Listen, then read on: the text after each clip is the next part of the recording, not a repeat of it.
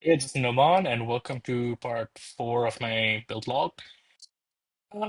So, if you've been following me so far, I pivoted to making a keyboard and I had ordered a PCB. And in this part, I got the PCB. So, I placed an order with JL PCB and got this done. So, the PCB was ready in about two to 3 days, roughly. But the problem was that I wasn't able to avail their mounting service because they didn't have the components in stock and the alternate components weren't available. I found out that you could actually consign components to them through the GLPCB website and like send it to them, and then they'll just pick and place them for you. And I learned this through someone on Twitter, so that was interesting.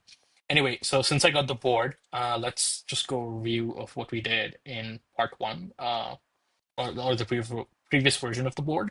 So we put in a provisional Pi connector for testing, and that was this board. And what I started doing is, while I was waiting for all the components to come, I started working on V2 of the board, actually V3 of the board, technically, which will have all the base components of the Pi Pico on the board itself, right? So it's going to kind of look like this with the Pi Pico.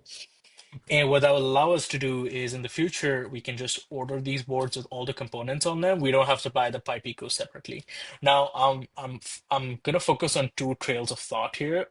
The first is, one with the Pico on it. So that's gonna be one version of the project. Another version is gonna be maybe you can find like an off-the-shelf Pico board that's like cheap for like $1, and then see if there's like a cheaper way of making this product because I pay $2 for these boards, and if I am placing components on them, it costs me $10 per board, right? And let's see how that turns out.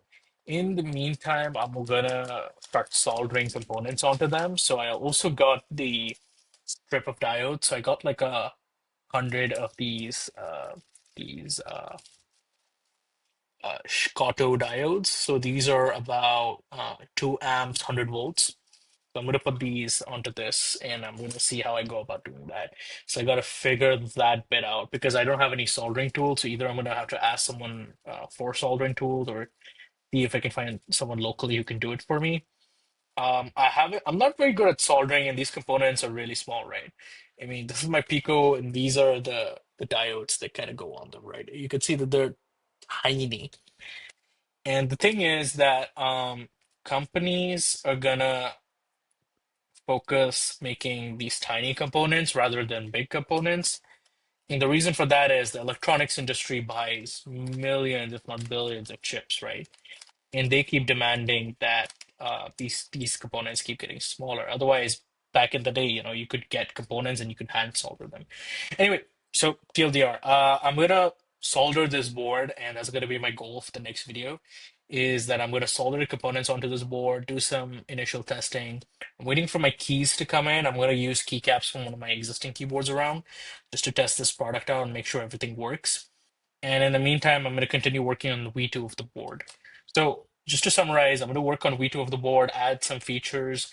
I'm planning on adding hot swap sockets because hot sockets are important. I'm gonna add some LEDs, and probably for the V2, it's gonna be semi-custom where I might still have a board on it, or I might put the Pi on it directly. Let's see. Um, I also have like a competition coming up that I'm entered, that I'm pitching this product in. So hopefully, if I get that, I get money. Money allows me to, use JLPCB's automated pick and place service. So that's going to be good. I'm also interviewing at a lot of places right now, which is why I haven't been able to make a lot of videos. And I just got all the components for this yesterday. So I decided to make the components for this today.